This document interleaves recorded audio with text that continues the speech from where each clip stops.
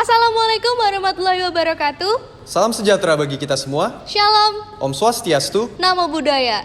Puji syukur kita haturkan kepada Tuhan Yang Maha Esa karena berkat dan karunia-Nya. Kita masih diberi kesempatan untuk mengikuti Halo Visipol UGM dalam keadaan sehat. Yang terhormat Dekan Fakultas Ilmu Sosial dan Ilmu Politik, Bapak Dr. Wawan Masudi, SIP MPA. Yang kami hormati jajaran Dekanat Fakultas Ilmu Sosial dan Ilmu Politik.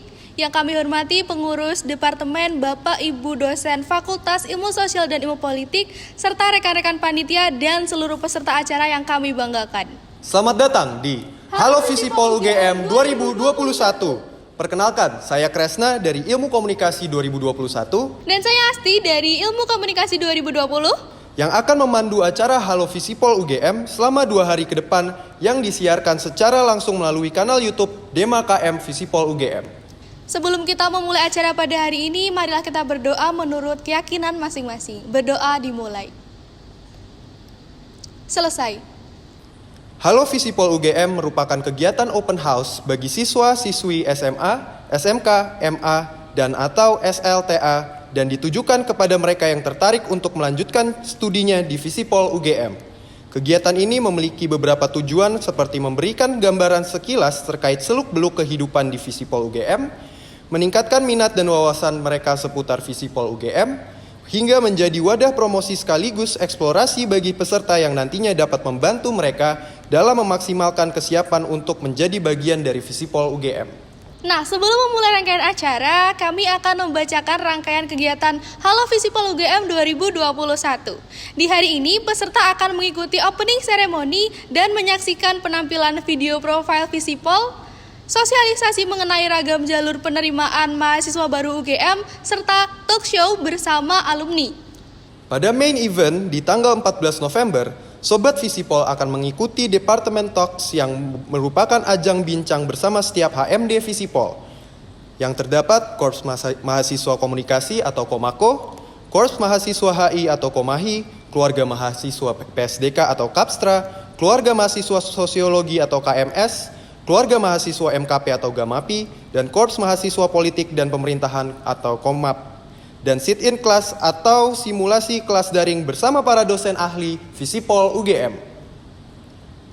Memasuki agenda pertama, sambutan-sambutan. Sambutan yang pertama akan dibawakan oleh Dekan Fakultas Ilmu Sosial dan Ilmu Politik, sekaligus membuka kegiatan Halo Visipol UGM 2021 secara resmi.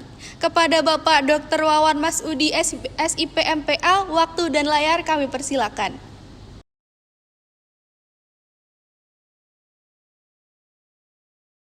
Assalamualaikum warahmatullahi wabarakatuh. Salam sehat, sejahtera untuk kita semua. Yang saya banggakan rekan-rekan panitia Halo Visipol, yang saya cintai adik-adik siswa-siswi dari SMA, SMK dari berbagai tempat di Indonesia. Kesempatan yang sangat baik pada kali ini. Kami dari Visipol UGM khususnya rekan-rekan Dewan Mahasiswa untuk bisa membuat forum dengan adik-adik SMA, siswa SMA, siswi SMA, SMK sekalian. Mempersiapkan diri untuk belajar lebih lanjut di perguruan tinggi tidak bisa kita lakukan secara mendadak. Namun harus kita awali dengan upaya memahami, mengenali diri kita, diri Anda masing-masing, di bidang mana kira-kira adik-adik, siswa-siswi SMA, SMK semua ingin mendalami pengetahuan, ingin mendalami berbagai macam aspek keterampilan yang nantinya relevan dengan karir Anda sekalian. Hal ini bisa kita mulai dengan berbagai bentuk sosialisasi pendidikan di perguruan tinggi, sosialisasi terkait dengan apa yang kami miliki di Visipol UGM. Program Halo Visipol yang dikembangkan oleh teman-teman Dewan Mahasiswa ini saya kira merupakan langkah strategis bagi kita semua, khususnya adik-adik siswa-siswi SMA, SMK, untuk mengenal lebih jauh siapa kami, siapa Visipol UGM. Di Visipol UGM kita tahu memiliki 6 departemen: International Relation atau hubungan internasional, Communication Studies atau komunikasi, Politics and Government, Departemen Politik dan Pemerintahan, Sosiologi, Pembangunan Sosial dan Kesejahteraan, dan yang terakhir Manajemen dan Kebijakan Publik, Public Policy and Management. 6 departemen ini menawarkan broad range of knowledge, pengetahuan kepada semua mahasiswa yang kuliah di Visipol UGM. Saya kira yang dilakukan oleh teman-teman DIMA nantinya akan memberikan informasi lebih detail kepada adik-adik, siswa, siswi SMA dan SMK terkait dengan apa yang kami pelajari, apa yang dipelajari di fakultas ini, sekaligus berbagai macam aktivitas yang akan menopang adik-adik sekalian jika kelak nanti belajar di Visipol UGM untuk bisa mengeksplorasi berbagai macam minat, berbagai macam bakat, berbagai macam bekal yang saya kira sangat penting untuk adik-adik sekalian menjadi bagian dari masa depan. Halo Visipol yang dikemas, yang disiapkan, dan yang dilakukan oleh rekan-rekan Dewan Mahasiswa Visipol UGM merupakan bagian dari upaya kami untuk outreaching, untuk menjangkau, dan untuk berkenalan dengan adik-adik sekalian. Mudah-mudahan seluruh rangkaian acara Halo Visipol yang dilakukan bisa berjalan baik. Untuk adik-adik semua, jangan ragu untuk bertanya, jangan ragu untuk berdiskusi, jangan ragu untuk mengeluarkan ide-ide Anda, pertanyaan-pertanyaan Anda, curiosity Anda, termasuk harapan-harapan Anda sekalian. Mudah-mudahan acaranya berlangsung lancar dan adik-adik sekalian memperoleh gambaran yang bersifat lebih komprehensif terkait dengan Visipol UGM. Terima kasih.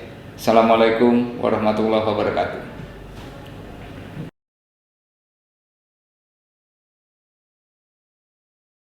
Terima kasih kepada Bapak Dr. Wawan Masudi, SIP MPA, atas sambutan yang telah diberikan. Sambutan kedua akan disampaikan oleh pimpinan Dema Visipol UGM, Bidang Huminfo, kepada Saudara Dimas Septian Atmaja. Waktu dan layar dipersilakan.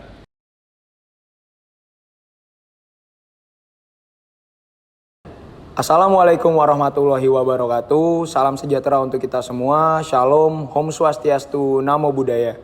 Yang terhormat Dekan Fakultas Ilmu Sosial dan Ilmu Politik UGM, Bapak Dr. Wawan Masudi, SIP MPA PhD beserta jajarannya. Yang saya hormati juga seluruh pengurus dan anggota keluarga mahasiswa Fakultas Ilmu Sosial dan Ilmu Politik UGM serta teman-teman calon penghuni kampus impian. Seperti yang sudah disebutkan tadi, acara Halo Visipol UGM merupakan kegiatan open house yang diinisiasi oleh Dewan Mahasiswa Visipol UGM yang diikuti oleh siswa-siswi SMA, SMK, MA, dan atau SLTA, khususnya bagi mereka yang memiliki minat untuk melanjutkan studinya di Fakultas Ilmu Sosial dan Ilmu Politik UGM. Besar harapan kami dengan dilaksanakannya acara Halo Visipol UGM mampu memberikan semangat dan motivasi lebih untuk mereka mewujudkan menjadi bagian dari Fakultas Ilmu Sosial dan Ilmu Politik UGM. Selamat dan semangat menjalani acara Halo Visipol UGM. Terima kasih.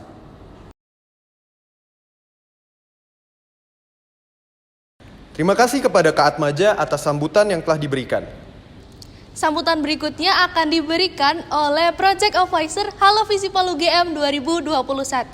Kepada Aurelia Lisandra Wibawa, waktu dan layar kami persilakan.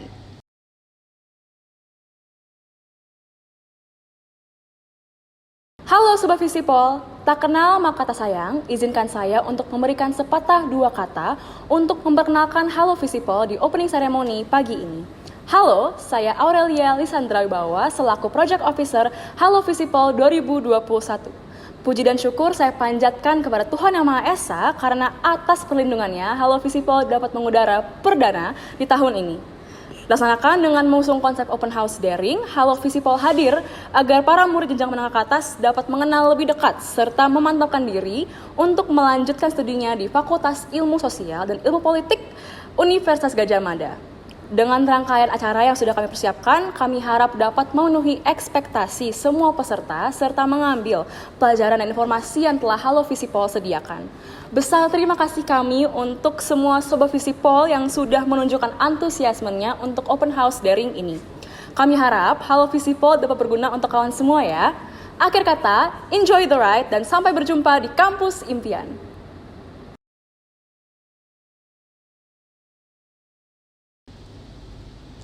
Terima kasih kepada Aurelia Lisandra Wibawa atas sambutan yang telah diberikan. Acara selanjutnya adalah penayangan video profil Visipol UGM. Video ini merupakan pengenalan sekilas Visipol UGM berisi sarana dan prasarana, fasilitas hingga kegiatan kemahasiswaan. Oleh karena itu, selamat menyaksikan.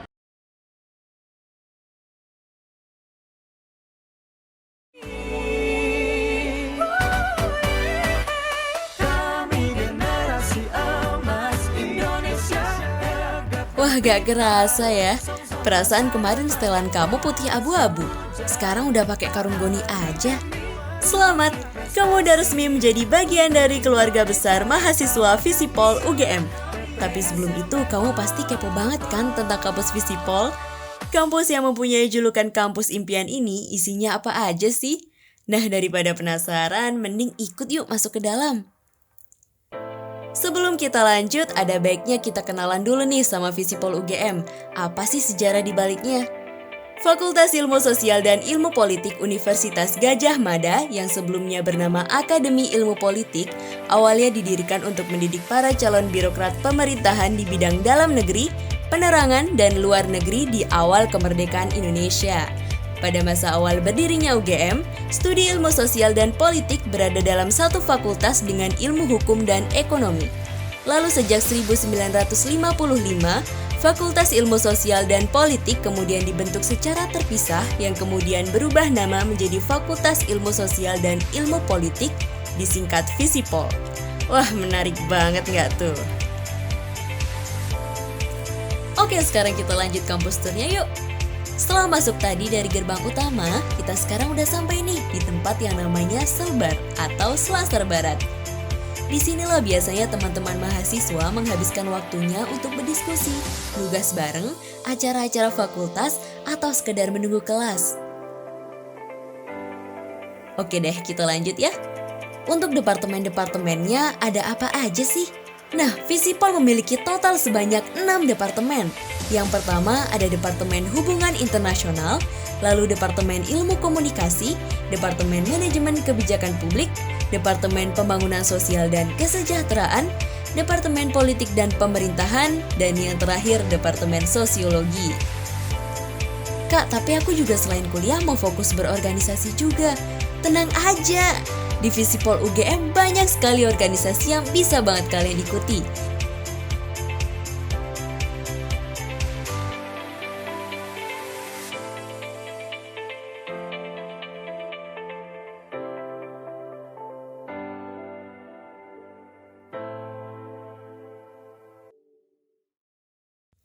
Untuk menunjang kegiatan akademik serta suasana perkuliahan yang nyaman dan efektif, tentunya dibutuhkan fasilitas-fasilitas mendukung. Nah, Visipol UGM tentunya punya banyak dong. Yuk ikut ke salah satu kelas di Visipol. Nah, ini dia suasana kelasnya. Nyaman bukan? Kelas inilah tempat di mana mahasiswa belajar, presentasi, dan lain-lain. Ada nih tempat buat nugas di Visipol di dekat Selbar yang PW banget tentunya. Apalagi kalau bukan Digilib Cafe. Visipol mempersembahkan inovasi-inovasi baru di digital library dan coworking space yang terdiri dari cafe dan coworking space di lantai pertama, ruang proyek bersama di lantai kedua, ruang proyek perorangan dan data center di lantai ketiga, dan auditorium berteknologi tinggi di lantai keempat. Kalian bisa banget nih nugas di sini sambil ditemenin suasana yang tenang dan secangkir kopi. Selain di Jilib, ada juga nih satu lagi tempat coworking space yang gak kalah keren. Nama tempatnya BRI Work. Di sini kalian bisa diskusi sambil duduk-duduk santai di ruang ber-AC. Kalian tiba-tiba lapar tapi mau hemat budget juga? Bisa banget dong kalian ke VisiPoint.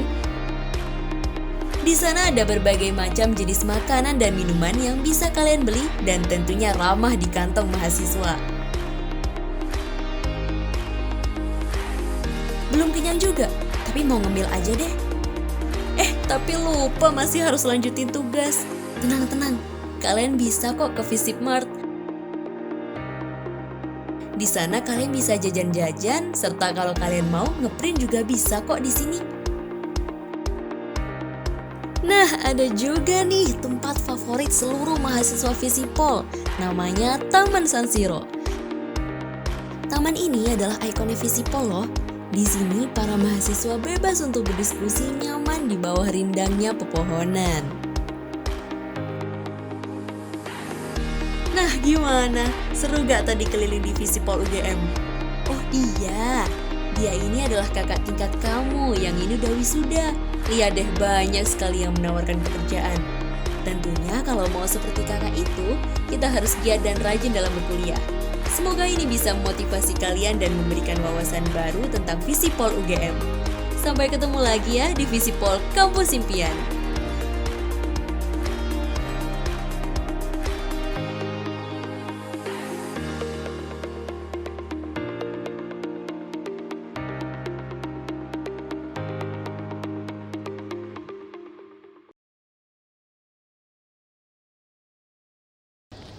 Wah, keren banget ya tayangan video profil Visipol UGM barusan. Nah, menurut teman-teman sendiri gimana nih? Boleh banget kalau misalnya mau kasih reaction, bisa ramaikan kolom komentar nih.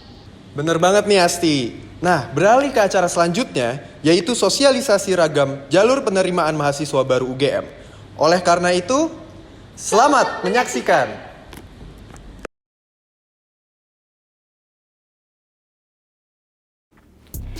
Halo kawan UGM, Universitas Gadjah Mada mendapatkan predikat kampus terbaik di Indonesia dari sejumlah lembaga pemeringkatan perguruan tinggi dunia.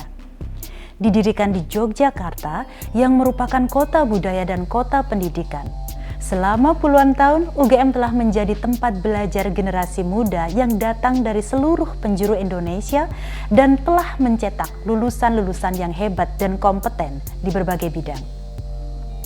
UGM juga menjadi perguruan tinggi dengan berbagai ilmu yang paling komprehensif. Terlihat dari jumlah prodi di UGM yang paling banyak di antara perguruan tinggi di Indonesia. Saat ini, UGM memiliki 18 fakultas dan 2 sekolah dengan lebih dari 90 program studi sarjana dan sarjana terapan, serta lebih dari 100 program studi pasca sarjana. Setiap tahunnya, UGM menerima belasan ribu mahasiswa baru di berbagai jenjang yang berasal dari seluruh provinsi di Indonesia maupun dari luar negeri. Penerimaan mahasiswa baru program sarjana dan sarjana terapan di Universitas Gadjah Mada dilakukan melalui beberapa jalur sesuai dengan ketentuan yang ditetapkan oleh pemerintah setiap tahunnya.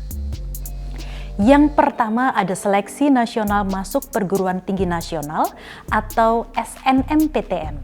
Jalur penerimaan yang dilakukan berdasarkan hasil penelusuran prestasi akademik dan atau portofolio calon mahasiswa. Selanjutnya ada Seleksi Bersama Masuk Perguruan Tinggi Negeri atau SBMPTN. Jalur seleksi yang pada 2 tahun terakhir dilakukan berdasarkan hasil ujian tulis berbasis komputer atau UTBK yang diselenggarakan oleh Lembaga Tes Masuk Perguruan Tinggi atau LTMPT serta kriteria lain yang disepakati oleh PTN. Informasi mengenai penerimaan mahasiswa baru jalur SNMPTN dan SBMPTN mulai dari ketentuan umum, prosedur pendaftaran, hingga jadwal penting tersedia di laman ltmpt.ac.id. Selain penerimaan mahasiswa baru melalui SNMPTN dan SBMPTN, Universitas Gadjah Mada juga menyelenggarakan seleksi mandiri, baik untuk program reguler maupun program internasional atau International Undergraduate Program. pada tahun akademik 2021-2022, UGM menyelenggarakan seleksi mandiri untuk program reguler berupa jalur prestasi dan jalur mandiri. Terdapat 4 macam jalur prestasi atau penelusuran bibit unggul, yaitu PBU, SMA, MA, dan SMK, khusus sekolah vokasi. PBU berprestasi untuk siswa pemenang lomba di bidang olahraga dan seni dan iptek. PBU tidak mampu bagi siswa dengan kemampuan akademik tinggi yang kurang beruntung secara ekonomi, serta PBU kemitraan untuk putra-putri daerah yang diusulkan serta dibiayai sepenuhnya oleh pemerintah daerah, institusi pemerintah, atau perusahaan yang kredibel. Selain itu, UGM juga menyelenggarakan ujian mandiri yang dilakukan dengan komputer based test. Dengan berbagai jalur penerimaan yang diselenggarakan, UGM membuka kesempatan yang seluas-luasnya bagi calon mahasiswa dengan berbagai latar belakang. Siswa SMA, SMK, ataupun MA dari berbagai daerah, semua memiliki kesempatan dan peluang yang sama untuk menjadi mahasiswa UGM. Siswa yang kurang mampu secara ekonomi juga difasilitasi untuk bisa mendapatkan pendidikan yang terbaik di UGM. Daftar program studi serta seluruh informasi dan ketentuan terkait kegiatan penerimaan mahasiswa baru yang diselenggarakan oleh UGM tersedia di laman um.ugm.ac.id.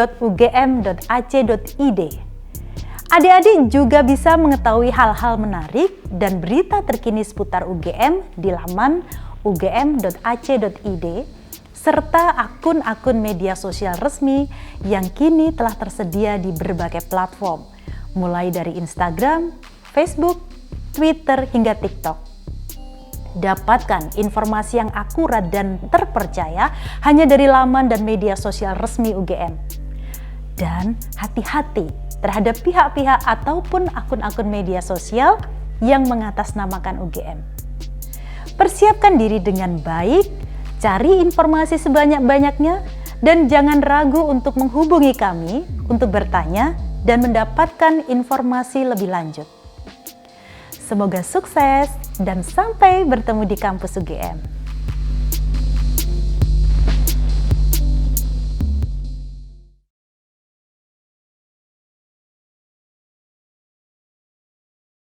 Nah, acara selanjutnya supaya teman-teman semua bisa merasakan euforia bagaimana sih menjadi mahasiswa Visipol UGM, kita akan langsung menuju ke acara Talkshow Alumni Visipol UGM yang dimoderatori oleh Safira Prameswari dari MKP 2020.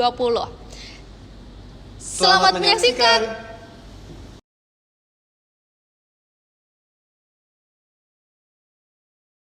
Halo teman-teman semuanya, selamat siang nih, selamat datang di Talkshow with Alumni Halo Visipol. Oke teman-teman, walaupun sekarang kita nggak bisa ketemu secara offline nih, walaupun teman-teman cuma melihat aku di layar, tapi semoga teman-teman sehat selalu ya. Dan karena ada pepatah tak kenal maka tak sayang, jadi aku mau memperkenalkan diri dulu. Nama aku Safira Prameswari, aku dari MKP Angkatan 2020. Dan dalam kurang lebih 1 jam ke depan nih, aku bakal nemenin teman-teman buat ngobrol sama salah satu alumni dari Visipol UGM. Kita bakal nanya-nanya nih tentang gimana sih waktu kehidupan menjadi mahasiswa, dan mungkin meminta sedikit testimoni nih sebagai lulusan dari Visipol UGM. Nah, tapi sebelumnya nih aku mau bacain CV-nya alumni terlebih dahulu. Ini namanya Mas Pam, tapi bukan Mas Pam yang I want you to the bone. Ini adalah Mas Pamungkas yang mempunyai nama lengkap Sri Haryanto Adi Pamungkas. Mas Pam ini merupakan alumni dari MKP Angkatan 2016 dan mempunyai banyak banget prestasi ini. Nah, salah satunya adalah Mas Pam pernah menjadi Menteri Koordinator Bidang Riset di BEM UGM, pernah juga menjadi pimpinan DEMA di Visipol UGM, dan masih banyak lagi nih. Mungkin daripada teman-teman makin penasaran dan kayak pastinya udah siap nih ya mendengarkan cerita inspiratif dari Mas Pam. Jadi kita langsung aja kita sambut Mas Pamungkas. Halo Mas. Halo. Oke, apa kabar Mas? Alhamdulillah baik. Alhamdulillah baik. Oke, terima kasih udah menyempatkan untuk datang ke Visipol langsung nih Mas ya. Kalau buat Dema sama buat Visipol kayaknya harus selalu siap. Oh, aduh, terenyuh hatiku. Langsung aja nih Mas. Kesibukannya apa nih Mas sekarang? Kita ngobrol-ngobrol santai aja nih Mas. Kalau sekarang tentu kerja ya. Kebetulan saya di salah satu consulting firm di Singapura, itu sebagai asisten konsultan atau konsultan muda, terus juga di UGM sebagai asisten riset. Kesibukan utamanya sejauh ini kurang lebih itu sih. Oke. Nah, kita throwback sedikit kali ya Mas. Kita jelas balik tentang boleh dong Mas ceritain tentang background Mas Pamungkas selama menjadi mahasiswa di UGM gitu. Kalau dulu di UGM tentu waktu itu sebenarnya ini ya agak terlalu waktu itu saking semangatnya nyampe ambil terlalu banyak aktivitas waktu itu, tapi tetap setelah flashback setelah lulus ternyata punya banyak aktivitas waktu kuliah itu satu hal yang selain menyenangkan juga sangat bermanfaat untuk kehidupan pasca kampus. Waktu itu tentu selain kuliah ikut organisasi. Di tahun pertama itu aktif di Visipol sama di BKM. Terus di tahun kedua waktu itu bareng sama teman-teman bangun satu kelompok studi. Waktu itu namanya National Weber Institute. Terus tahun ketiga balik lagi ke BEMA karena dapat amanah di BEMA. Terus tahun keempat balik ke BKM karena dapat amanah di BKM. Selain itu juga waktu itu suka ikut lomba. Jadi lomba debat, lomba inovasi kebijakan, penulisan ilmiah, konferensi, subcourse, sampai pertukaran budaya ke beberapa kampus di luar negeri juga. Jadi kurang lebih aktivitasnya kayak gitu dulu waktu masih kuliah. Berarti salah satu mahasiswa aktif banget nih ya Mas Pam ya selama menjadi mahasiswa dulu.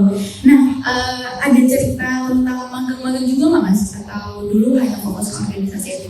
Magang dulu mungkin beda sama sekarang ya. Sekarang kan magang terintegrasi ke program Merdeka Belajar kalau salah namanya. Kalau dulu kita secara independen nyari tempat magang sesuai dengan apa yang kita inginkan. Waktu itu pernah ikut sebenarnya itu mungkin nggak bisa dibilang magang, tapi kurang lebih sama waktu itu di Indef di Jakarta. Selain itu juga pernah ikut bukan ikut tapi jadi bagian dari research division di salah satu startup di Jogja di bidang tourism waktu itu. Jadi kalau di magang kurang lebih juga pengalamannya kayak gue lakukan. Oke, berarti keren ya Mas Pam bisa membagi waktu nih antara organisasi, belajar dan juga magangnya. Nah, dari berbagai kegiatan yang udah Mas Pamungkas ikutin selama menjadi mahasiswa, apa sih kegiatan yang paling berpengaruh gitu yang kayak dari segi waktu dan manfaat tuh nge-efek banget tentang Mas Pam sekarang gitu? Sebenarnya selama kita sudah menetapkan visi terlebih dahulu, jadi apa tujuan kita kuliah nanti di ujungnya kita akan seperti apa, terus kita identifikasi requirement seperti apa yang nanti akan kita perlukan untuk mencapai visi kita itu, maka aktivitas-aktivitas yang kita lakukan pun juga akan sesuai dengan itu dan pasti semuanya akan punya pengaruh. Jadi ketika memutuskan untuk ikut organisasi, tentu organisasinya pun juga sesuai dengan visi apa yang mau dicapai nanti di akhir. Ketika ikut lomba, ketika ikut konferensi, pertukaran budaya dan lain sebagainya juga itu. Tapi kalau secara umum bisa dibilang organisasi tentu yang paling berpengaruh baik itu di kehidupan masih kampus maupun pasca kampus. Terutama karena 3 hal. Organisasi itu bisa ngasih kita pengembangan kompetensi dan juga pengalaman dalam 3 hal. Pertama, komunikasi. Mungkin terdengar sederhana, mungkin kita berpikir komunikasi siapapun bisa melakukan itu, tapi komunikasi berdasarkan tujuan dan kemudian step by step yang jelas sampai kemudian terukur untuk mencapai tujuan itu butuh pengalaman jam terbang dan juga butuh kompetensi yang secara teknis maupun secara substansial perlu kita pelajari, dan di situ organisasi sangat mengajarkan. Jadi baik komunikasi interpersonal, sifatnya persuasi, lobbying dalam tanda kutip, bukan lobbying yang itu ya, tapi lobbying dalam artian bagaimana kita menggolkan proper kita untuk dapat persetujuan dan lain sebagainya. Jadi komunikasi interpersonal, kemudian komunikasi publik di depan publik, bagaimana kita menyampaikan gagasan kita dan lain sebagainya, itu hal yang paling penting. Itu berguna di kampus, berguna di kehidupan pribadi, berguna pasca kampus juga. Kemudian yang kedua, leadership. Leadership dalam artian bagaimana membangun visi dan bagaimana kemudian mendelivery visi itu sebagai common identity untuk semua anggota organisasi, sehingga semua merasakan visi yang sama. Dan hal itu yang sebenarnya penting dalam artian leadership untuk kita bisa membangun abstraksi tentang hal apa sih sebenarnya yang ingin kita lakukan selama 1 tahun ke depan, baik sebagai anggota, kadif, sebagai ketua. Itu sangat melatih leadership kita, dan nanti ketika kita kerja kita akan sangat merasakan itu. Ketika kita kerja di lingkungan yang sangat cepat, fleksibel, kemampuan untuk kemudian membayangkan sesuatu, entah itu nanti di bidang apa, marketing, advertisement dan lain sebagainya. Abstraksi itu kan penting karena kamu ini tidak kemudian memberikan kita satu gambaran detail tentang kamu harus melakukan ini dan sebagainya, tapi kamu harus berpikir sendiri tentang strategi apa yang ingin kamu bangun. Kamu harus kemudian mengoperasionalkannya sepraktikal mungkin, dan dari situ kemampuan leadership yang kita dapat di organisasi. Karena di organisasi kan kita pasti ketika masih sangat awal, kita memulainya dari abstraksi. Kita mengabstraksikan program yang ingin kita gunakan, akan kita buat, kemudian kenapa program itu penting dan lain sebagainya. Itu kemampuan yang penting. Dan yang ketiga, kemampuan manajemen. Manajemen perlu kita bedakan dari leadership. Leadership itu tentang building vision and delivering that vision as a common identity for all the organization members. Tapi manajemen itu adalah bagaimana to get the things done. Bagaimana membuat visi itu menjadi praktikal dalam perencanaan yang komprehensif, dan kemudian bagaimana kita membuatnya untuk terimplementasikan. Nah dari situ baik itu secara administratif, secara komunikatif, kemampuan manajemen itu kita dapatkan di organisasi. Jadi organisasi jadi hal yang sangat penting untuk 3 alasan itu. Oke, wah tadi berarti organisasi itu bakal bikin kita mempunyai skill komunikasi, leadership, dan manajemen ya. Jadi Mas Wong merekomendasikan gak nih untuk mungkin anak-anak SMA yang lagi nonton nih untuk ikut organisasi waktu kuliah? Mas Wong merekomendasikan gak nih? Iya, tentu teman-teman mungkin kalau sekarang masih SMA, dan di SMA pun juga pilihan organisasinya kan juga banyak, kan ada OSIS, Cinta Alam dan lain sebagainya.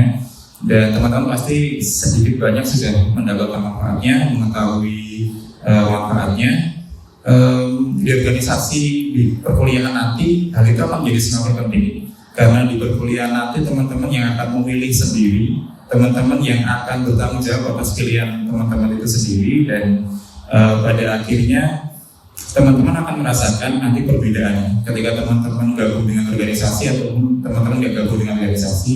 Teman-teman yang mungkin teman-teman bisa ngamatin di lingkungan teman-teman yang bergabung di organisasi itu pasti akan lebih lengkap, dalam artian hard skill didapatkan dari kegiatan akademik, tapi soft skill itu juga didapatkan dari organisasi. Dan secara terintegratif dua hal itu akan sangat membantu kehidupan teman-teman nanti di perkuliahan. Jadi saya sangat merekomendasikan. Jadi nanti teman-teman SMA ketika gabung ke universitas dimanapun itu, tapi harapannya di UGM, semoga teman-teman bisa aktif di organisasi dan mendapatkan manfaat-manfaat dari organisasi itu.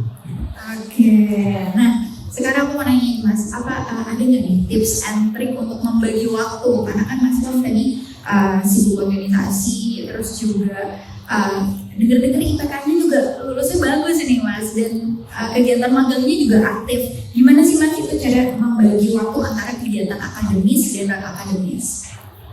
Oke, yang pertama, dulu waktu saya masih maba, itu saya baca buku dari Stephen Covey, Seven Habits of Highly Effective People.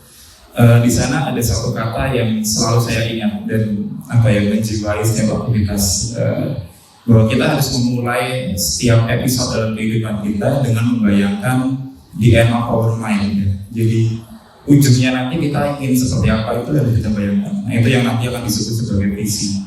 Jadi yang pertama saya sarankan dulu teman-teman untuk mengetahui dulu visinya. Jadi ketika masuk di universitas semester 1, nanti di semester 8 atau semester berapa, teman-teman pengen lulus cepat berarti semester 6 atau 7, teman-teman sudah bayangkan di semester itu nanti saya ingin jadi seperti apa. Bisa apapun itu, saya pengen jadi researcher di World Bank atau apapun itu dibayangkan dari sekarang. Dan setelah dibayangkan dari sekarang, teman-teman mulai cari tahu requirements-nya apa, hal-hal apa aja yang dibutuhin untuk mencapai visi tersebut. Nah dari situ teman-teman akan bisa merumuskan goals dari requirement itu. Sebagai misal requirement pertamanya adalah teman-teman punya pengalaman riset. Nah dari situ teman-teman rumuskan bahwa oke, kalau gitu di semester 2 saya akan bikin riset tentang ini.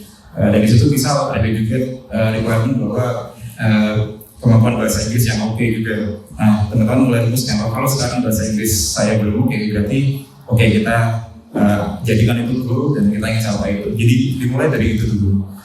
Visinya jelas, kemudian goals-nya jelas. Nah, baru dari situ masuk ke perencanaan. Perencanaan kalau bisa sekomprehensif mungkin, dalam artian mulai dari general planning sampai vertical planning, tingkat annual, tahunan sampai harian, kalau bisa dibikin. Meskipun nanti di implementasinya akan banyak kendala, banyak perubahan, nggak masalah. Yang penting punya plan. Punya plan tetap lebih baik daripada nggak punya plan sama sekali. Nah, kalau dulu waktu saya ngatur waktu secara praktikal, itu saya bagi aktivitas ke dalam 5 kategori. Jadi kategori pertama itu aktivitas akademik, kuliah tentunya. Kategori kedua itu aktivitas sosial, keluar sama teman, main sama teman dan sebagainya, masuk kategori sosial. Kemudian aktivitas organisasi, yang ketiga. Yang keempat, aktivitas pengembangan minat dan bakat. Waktu itu saya bedakan antara organisasi dan minat dan bakat. Jadi lomba, konferensi dan sebagainya itu masuk ke minat dan bakat ini. Yang ketiga, yang kelima, yang terakhir itu aktivitas terkait dengan spiritualitas. Tapi spiritualitas nggak selalu melulu tentang hal-hal yang sifatnya keagamaan, ya, ibadah dan sebagainya. Spiritualitas waktu itu saya mendefinisikannya sebagai aktivitas yang membuat kita bisa ternetralisir dari kepenatan, capek dan lain sebagainya. Hal yang sifatnya healing itu spiritualitas. Jadi olahraga itu masuk kategori spiritualitas. Mungkin bagi jalan-jalan itu spiritualitas. Buka YouTube dengerin Cak Nun spiritualitas. Hal-hal yang seperti itu. Jadi terus itu dicocokkan dengan waktu yang kita punya. Dalam satu hari kira-kira misal asumsinya kita tidur jam 10 sampai jam 5. Meskipun di kampus sangat susah ya tidur jam 10. Dulu waktu saya kuliah kalau di rumah jam 9 tidur gampang. Di kampus susah banget tidur cepat itu. Tapi asumsikan jam 10 sampai 5 itu kita tidur. Berarti sisanya itu waktu produktif. Di pagi hari jam 5 pagi sampai jam 12 siang itu sesi pagi. Itu bisa kita bagi dalam 3 sesi. Jam 5 sampai jam 7, jam 7 sampai jam 9, 9 sampai 10 itu kan biasanya break kuliah. Jadi itu nggak kita hitung waktu produktif. Terus jam 10 sampai 12 sesi ketiga di pagi. Nah, kemudian di sesi siang itu ada satu sesi, jam 13 sampai jam 15 satu sesi. Di sore hari jam 16 sampai 18 itu satu sesi. Kemudian di malam hari ada 2 sesi. Sesi kecil dan sesi besar. Sesi kecilnya itu 18 sampai 19. Sesi besarnya 20 sampai 22. Nah, dulu waktu masih kuliah, biasanya sesi pagi yang pertama 5 sampai 7 itu olahraga, spiritualitas. Sesi kedua ketiga siang itu kuliah, jadi akademik. Kan biasanya kuliah di Visipol itu nggak sibuk-sibuk amat. Dalam artian paling kita kuliah seminggu cuma 3 kali, itu kan sehari cuma 1-2 matkul. Nah, pagi itu dedikasiin buat akademik, meskipun nanti untuk mengikuti jadwalnya kan. Terus siang hari itu dedikasiin buat pengembangan minat dan bakat. Jadi kalau misal teman-teman ikut lomba itu kerjain di siang hari, kerjain papernya, risetnya itu di siang hari.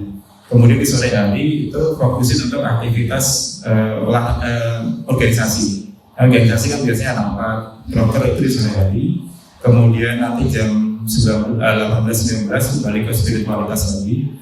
Apapun yang dilakukan, main ataupun apapun itu, sesi terakhir 20 sampai 22 itu sosial. Jadi kita main sama teman yang sifatnya interaksi sama teman, itu dijamin. Biasanya ngatur seperti itu, jadi kita bisa dapat semua segmentasi aktivitas itu bisa jalan. Gitu.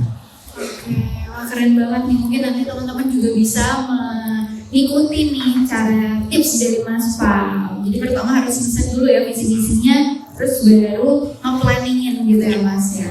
Oke, keren banget. Itu tadi buat aku juga ini salah satu masukan juga nih, agar kalau misal to-do list untuk hari ini kerjaan apa aja tuh harus per jam nih. Aku nanti pasti ikutin ya Mas, itu sangat membantu banget.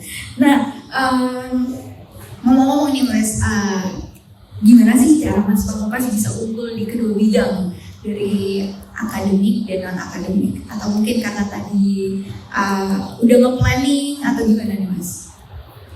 Oke, yang pertama harus dimulai dari mindset dulu tentunya. Level paling fundamental kan selalu di level mindset ya. Jadi level mindset kita harus menganggap bahwa kehidupan kita di kampus life kita itu satu kesatuan. Jadi semua hal yang kita lakukan itu nanti akan saling terhubung. Jadi sebenarnya non akademik sama akademik itu akan sama-sama punya pengaruh ke kehidupan kita nanti pada akhirnya. Misal kita di akademik kita kuliah itu membekali kita hard skill. Misal kalau teman-teman dari jurusan manajemen kebijakan publik, teman-teman akan punya semacam signature-nya itu kan analisis kebijakan, kemampuan analisis kebijakan. Nah di situ didapat dari kuliah. Sementara di aktivitas non akademik kayak organisasi dan sebagainya itu kan kita membekali kita kemampuan untuk perencanaan program dan sebagainya kan. Aktivitas sosial kita bahkan itu membekali kita kemampuan untuk berkomunikasi yang pada akhirnya semua hal itu kan akan saling terhubung. Untuk menghasilkan rekomendasi kebijakan yang baru, selain harus ada analisis kebijakan yang baru, harus ada juga stakeholder analysis yang nanti itu kan sangat melibatkan kemampuan untuk berkomunikasi. Terus berbagai macam hal lain. Jadi sebenarnya akademik dan akademik itu saling terhubung.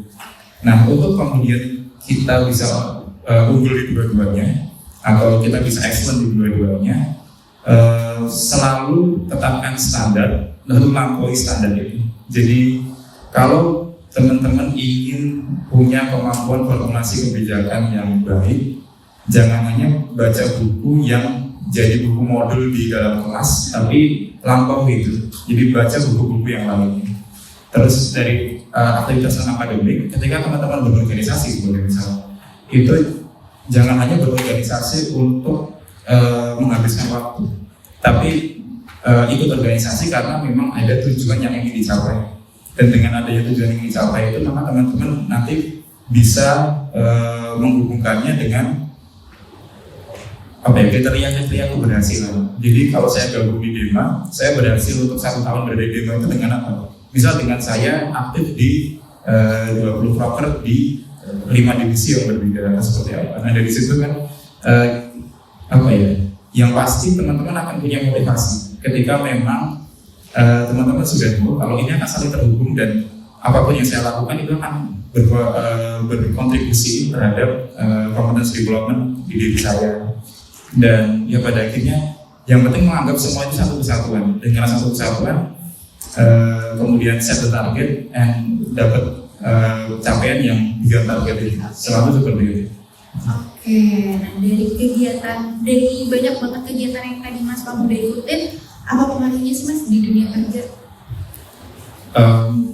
Pengaruhnya bisa dibilang sangat berpengaruh dan menyeluruh. Dalam artian baik di tahap kita nanti mencari pekerjaan, proses rekrutmen, sampai tahap pasca rekrutmen. Dalam artian kita udah kerja, itu semuanya kan saling sangat berpengaruh.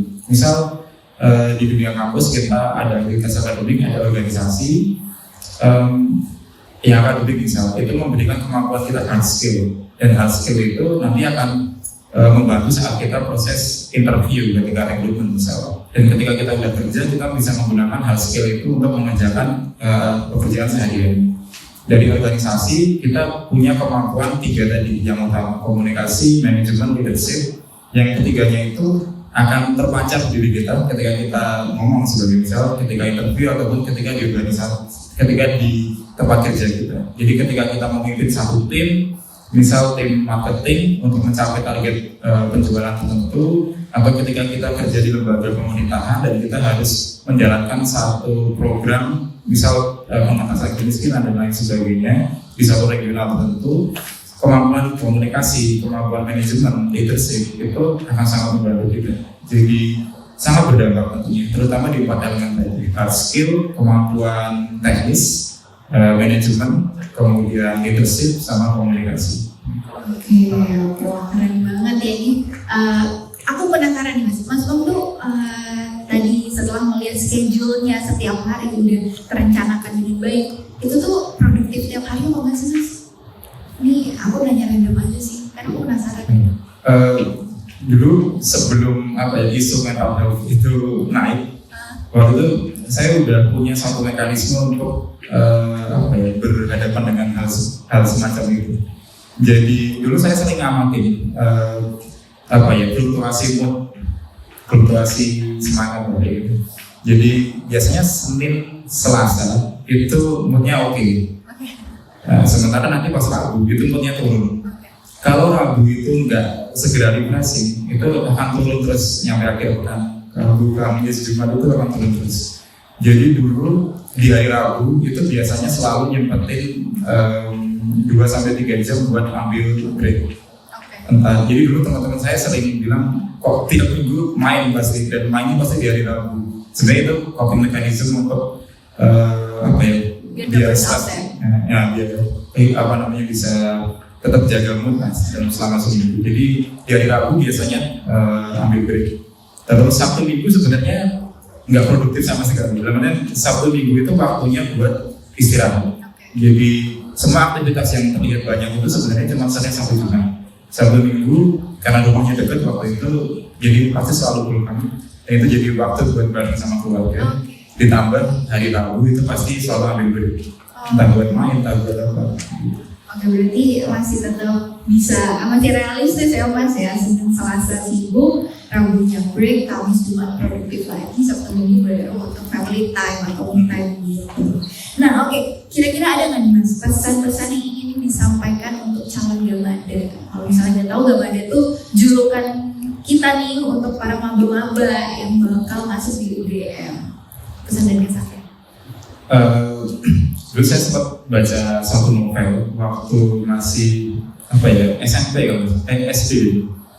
Tapi ada satu kalimat yang selalu saya ingat, masa depan itu hanya untuk orang-orang yang siap. Kalimatnya kayak gitu. Dan cara untuk bersiap adalah dengan membuat masa depan kita itu kita hidupi di hari ini.